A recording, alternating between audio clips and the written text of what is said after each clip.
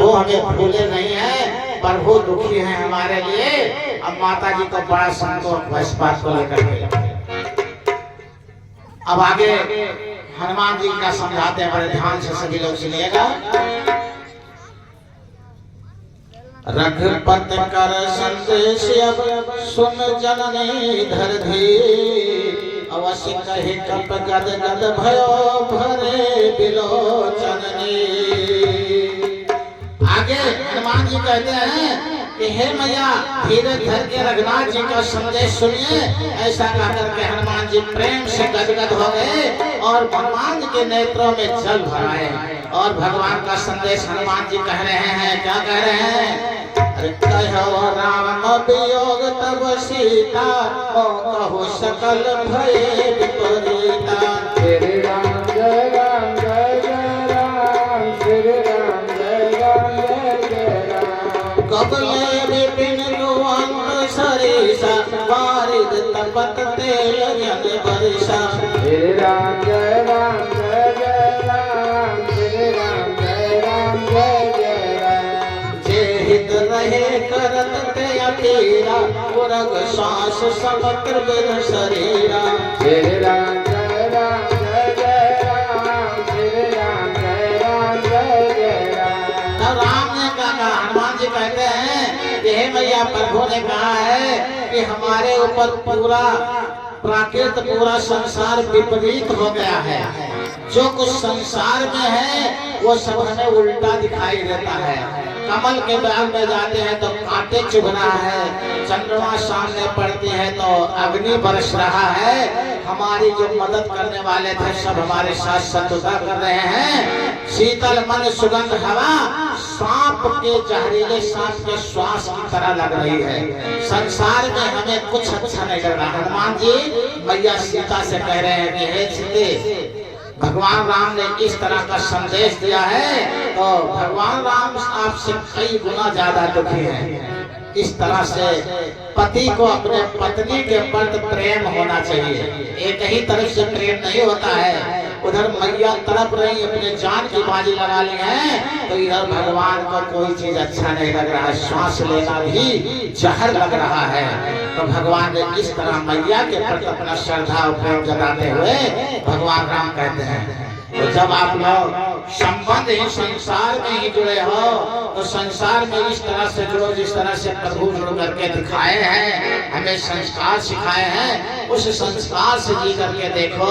तभी संसार में जैसे हमारे शांतानंद महाराज जी ने कहा, गृहस्थ धर्म, ऐसे धर्म को गृहस्थ धर्म कहा जाता है।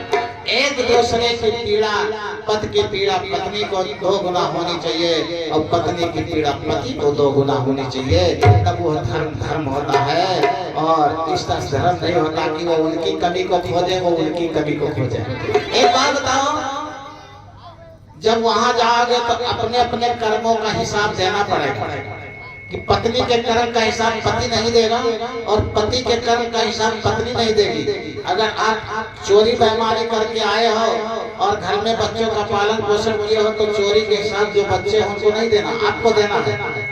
अगर पत्नी पाप दुष्कर्म की है तो उसका हिसाब पत्नी को देना, पति को नहीं देना है। इसलिए सभी लोगों को अपना अपना हिसाब रखना बहुत जरूरी है। याद आ गया, परीक्षा होती है इसकी, सभी जीवों की परीक्षा होती है। कहाँ? जब भगवान के यहाँ जाते हैं तो वहाँ 2 प्रश्न होता है। कितने प्रश्न होते हैं? 2 होते हैं। जब पहले हम पहुँचते हैं तो भगवान ये पूछते हैं, ये बताइए मानव जीवन मिला है, इससे आप लोग सुखी हैं या दुखी हैं? भगवान का पूछते हैं, आपको हमने मानव जीवन दिया था तो इस जीवन से आप लोग सुखी थे या दुखी थे? तो ये 50 नंबर का सवाल होता है। तो कह देता है कि महाराज हमने बहुत दुख उठाया, आपने हमें मानव जिंदगी दिया लेकिन उस जीवन में हमें कष्ट मिला। तो 50 नंबर तुरंत कट जाता है। कितना मिलता है? 0 नंबर मिल जाता है। लेकिन अभी एक सवाल और है। वो सवाल क्या है कि आपने संसार में कितने लोगों को हिचकी दिया और कितने लोगों को सुस्की दिया? इसको नहीं समझ पाए होंगे सभी। माइनस मार्क्स होता है। हम लोग छोटे छोटे थे, जब हिचकी आती थी तो माता जी ठोकने, भैया तुम्हारी मामी महान है, तुम्हारी नानी महान है, तुम्हारी दादी महान है, कहते थे ना। आप लोगों को क्या भी होता होगा। तो कुछ ऐसा कार्य करो कि आपके लिए कोई आंसू बहा दे, आपके लिए कोई तड़पने लगे, आपके लिए कोई रोने लगे, तो समझ लो कि आपके वजह से, उसकी वजह से आपको हिचकी आ गई। तो अगर आपने 50 लोगों को हिचकी दिया, 50 लोग आपकी याद करते हैं, तड़पते हैं आपके लिए, तो 50 नंबर मिल गया। लेकिन सुस्ती क्या होता है, अगर आपकी वजह से किसी के आंखों में आंसू आ गई, आपने किसी जीव को कष्ट दे दिया, तो माइनस मार्क्स होता 2 नंबर का। अगर आप 25 आदमी को भी दुख दे दिए तो आपका 50 नंबर कट जाएगा। तो कितना मिलेगा, 0 नंबर मिल जाएगा। अब दर्द वो देखें, जो बेजुबान जीवों को काट कर खा जाते हैं, बताओ उनकी आंखों में आंसू आती है नहीं आती है? आती है ना। अरे भाई, ये जीव बेजान तो नहीं है, बेजुबान है, वो बोल नहीं सकते हैं, लेकिन जान तो वही है जो हमारे आपके अंदर है। जैसे हमारी उंगली कट जाती है तो दर्द होता है, ऐसे हम किसी पेड़ की टहनी तोड़ते हैं तो उतने दर्द उस पेड़ को होता है, लेकिन वो बोल नहीं सकता, मजबूर है। हम किसी जीव का गला काट करके खा जाते हैं तो उतने कष्ट होता है, जैसे कोई मेरे गले को काट दे, दबा दे, उतने कष्ट होता है। अब ये सच्चाई का ज्ञान कब होगा, आप लोगों को हम बता देते हैं। संसार में जितने जीव हैं ये किस तरह से हैं, जैसे कोई गैया कसाई के बाड़े में बंद हो, तो कसाई उसे भोजन देगा नहीं देगा? भोजन देगा। कब तक देगा? जब तक उसको काटेगा नहीं, तब तक कुछ ना कुछ जरूर खिलाएगा। वैसे हमारा जीव महाराज तदा हमने के सुनवली पर बचाओ। हाँ, हाँ, कहाँ से जीव आई कहाँ गई, तब समझा दे। चलो हमें साथ तो दिखाई कहाँ से, ठीक है? बताइए। हाँ, हाँ। ना बताइए, हमारे साथ चलो तो तुम्हें बताइए, दिखाई दी कहाँ से हमारा कहाँ जाए, ठीक है? बताए मन को, दिखाए मन को। जब दिखावा जाए, आंखों से देखोगे कभी मानोगे, और मुंह से कहने से अगर मान जाते तो संसार पूरा राममय हो जाता। अगर संतों की वाणी पर लोग अमल कर लेते तो ये संसार राममय हो जाता। तो ये जीव कैसा होता है, जैसे गैया कसाई के बाड़े में बंद हो, ऐसे संसारी जीव माया रूपी बंधन में बंधे हुए हैं, और इनको भोजन तो मिल रहा है, लेकिन इनका सबका टाइम फिर से कटने वाला। अब इसमें से वही बच जाता है जो बंदी छोड़ गुरुओं की शरण में चला जाता है और प्रभु के नाम और भजन को करने लगता है। नाम और भजन करने लगता है। तो कबीर साहब ने क्या कहा कि सच्चा सतगुरु ना मिले और सच्ची मिली नसीब, और दाढ़ी मोछ रखाए गए घर घर मांगे भी। ऐसे संतों की शरण में चले जाते हैं जो तुम्हारे ही भी टुकड़े पर पलने वाले हैं, वो तुम्हें क्या रास्ता दिखाएंगे। एक बार बताओ, वो दाता का बंदा ममता नहीं होता है, दाता का बंदा दाता होता है, और वो दाता तक पहुंचाने की गारंटी लेता है। लेकिन मंगतों के हाथ में चले जाते हैं। भजन करना चाहिए, 5-7 साल से बच्चे भजन करना शुरू करते हैं और आते हैं घर घर, क्या कहते हैं, अरे अभी तो बहुत पाप दुष्कर्म करना है, जब बुढ़े हो जाना तब भजन करना। ये कोई बात है? और कहते हैं हम आएंगे तुम्हारे घर हर 6 महीने पर, तब हम प्रसाद बनाएंगे, घर भर को पिला देंगे, बस तर जाओगे, उद्धार हो जाओगे। तब हो जाएगा? ऐसा कभी होता है? कभी नहीं। संतों के शरण में जाइए, विरक्त सन्यासियों के शरण में जाइए और उनकी बातों पर अमल कीजिए और उनके दिए हुए नाम का सांसों से जोड़ दीजिए। श्वास श्वास सिमरन करो और मिथ्या श्वास न खोए, और ना जाने इस श्वास का यावन हो ना हो, इसका कोई ठिकाना नहीं है। ये श्वास बराबर रहेगी, जितनी श्वासें बची हैं उसका सुमरन करना शुरू कर दो। कैसे करो? अरे जागत में सुमरन करो और सोवत में मन लाए, और सूरत गोर लागी रहे तार टूट ना जाए। ये सांसों का तार टूटना नहीं चाहिए। हर सांसों को प्रभु से जोड़ दो। किसी भी संतों की शरण में चले जाओ, चाहे जिस जात के हो, चाहे जिस बात के हो, चाहे जिस उम्र के हो, कोई ठिकाना नहीं, कब बुलावा आ जाएगा इसमें कोई गारंटी नहीं है। जब भी मौका मिला है किसी भी संत के शरण में जाओ और उससे उस नाम को लेकर के अपने घर पर रहो, अपने परिवार में रहो, अपने बच्चों में रहो।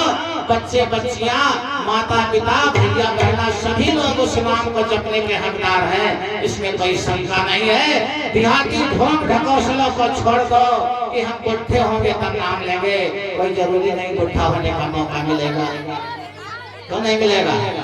ए बच्चे, बुढ़ा होने का मौका क्यों नहीं मिलेगा? ये तुम्हारे कहने में तुम्हारे शरीर का कोई अंग नहीं है जिसको तुम अपना कह रहे हो, ये कोई है नहीं। अरे हर माया जादूगर ने, हर माया जादूगर ने सारे जग को रही नचाए। हर माया जादूगर ने सारे जग को रही नचाए। हर माया जादूगर ने, हर माया जादूगर ने सारे जग को रही नचाए। हर माया जादूगर ने जग को रही नचाई। हर माया जादूगर ने, हर माया जादूगर ने सारा जग को रही नचाई। हर माया जादूगर ने भैया को पार न पावे, ये बहुत नाच नचावे। भैया को पार न पावे, बहुत नाच नचावे। भैया को पार न पावे, बहुत नाच नचावे। दुख में सुख को दर्शावे। हर माया जादूगर ने दुख में दर्शावे। माया जादूगर ने दुख में दर्शावे। माया जादूगर ने। एक बार संत हनुमत लाला की जय हो। ये दुख रूपी संसार में, ये दुख रूपी भोग विलास में ये सुख की झलक दिखा दिखा करके और मार डालेगी, इसलिए इससे बच जाओ। नहीं बचोगे तो क्या होगा? अरे ममता तो न गई मेरे मन से, ममता तो न गई मेरे मन से। ममता तो न गई मेरे मन से। ममता तो न गई मेरे मन से। आगे केस जन्म के साथी, जन्म के तो साथी, जन्म के तो साथी। जोत गई नैनन से, ममता तो न गई मेरे मन से। ममता तो न गई मेरे मन से। ममता तो न गई मेरे, तो न गई मेरे मन से। वो न गई मेरे मन से। ममता तो न गई मेरे मन से। ममता तो न गई मेरे मन से। ममता तो न गई मेरे मन से। ममता तो न गई मेरे मन से। ममता तो न गई मेरे मन से। एक बार वो संत हनुमत लाला की एक बात बताओ, इस शरीर के एक रोग से कह दो भाई सफेद मत होना, मानेगा? इस आंख को सबसे ज्यादा ममता रखते हो, इससे कह दो हमारी उम्र घटेगी, तुम जाना मत रहना, रोशनी रहेगी बराबर। इस दांत से कह दो भाई तुम हम जब तक रहेंगे तब तक रहना, साथ मत छोड़ना, रहेगा साथ। इस हाथ पैर से कह दो जैसे जवानी में दौड़ते थे वैसे बुढ़ापे में दौड़ना, दौड़ेगा। जब तुम्हारे कहने में तुम्हारे शरीर का एक रोग नहीं है तो तुम किस चीज को अपना मान करके बैठे हो? कौन सा तुम्हारा संसार के साथ देने वाला है उसको एक बार बता दो, हम भी उसकी झलक देख ले। संसार में कोई किसी का साथ देने वाला नहीं है, और देने वाला है तो परम पिता परमात्मा। वो इतना करता है, इतना दुलार करता है, इतना प्यार करता है, उसके दुलार का आनंद लेना शुरू कर दो। इसके अलावा दुनिया में कुछ नहीं है। उसके दुलार कैसे पाओगे? कबीर साहब ने कहा है, अरे जा घर गुर के भक्त नहीं, शांत नहीं मेहमान। जा घर गुर के भक्त नहीं और संत नहीं मेहमान। ता घर जम तेरा दियो और घर भयो शमशान। ऐसा ने कहा, जिस घर में संत सदगुरु की भक्ति नहीं है, जिस घर में संतों का मेहमानदारी नहीं है, उस घर में जमराज का वास हो जाता है, वो घर शमशान के तुल्य हो जाता है। अब आप लोग बताइए, अपने घर को शमशान बना करके क्या करोगे? इंसान कहीं शमशान में रह सकता है? तो खुद घर को शमशान बना करके इंसान नहीं रह जाओगे, शैतान हो जाओगे।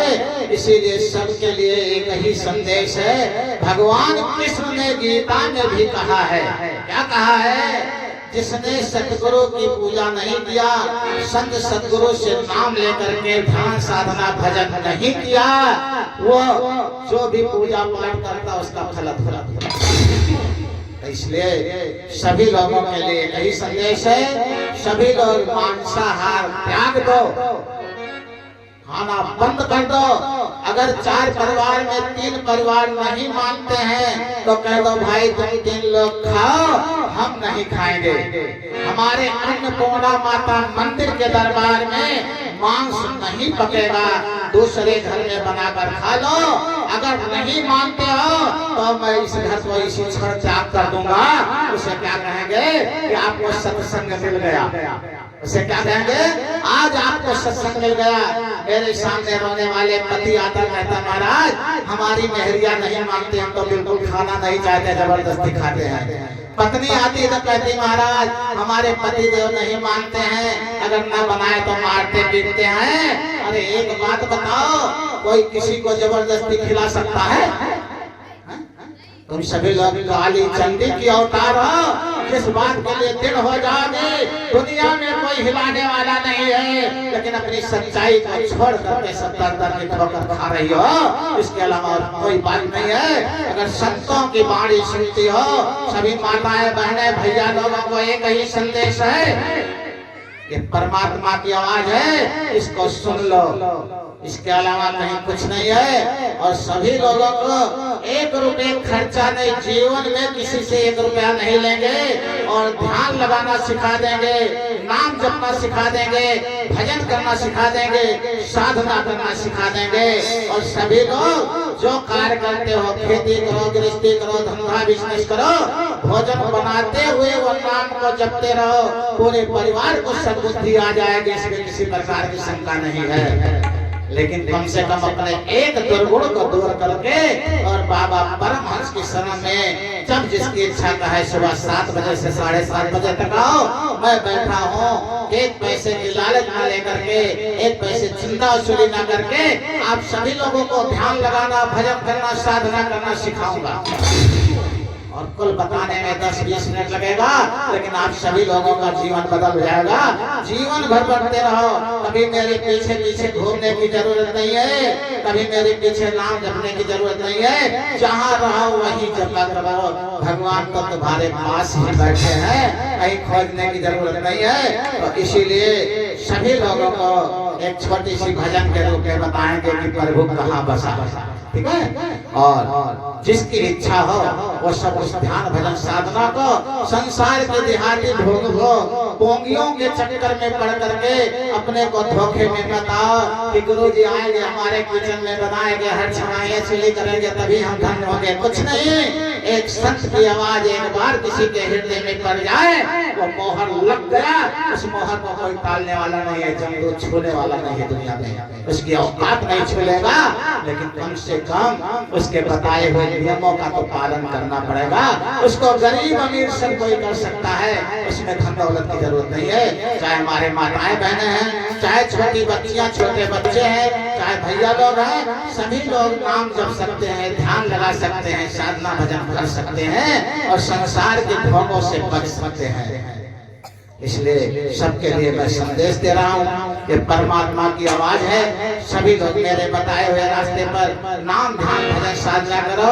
जो जैसे धंधा बिजनेस करते हो, जो कार्य करते हो, सब करते रहो। कुछ बदलने की जरूरत नहीं है। केवल किसी जीव को आपकी वजह से कष्ट ना हो, किसी बेजुबान की आंखों में आंसू न आने पाए, किसी अनबोलते हुए जानवर को तकलीफ ना दो, किसी अपने भाई को तकलीफ ना दो, अपने बंधु को तकलीफ ना दो।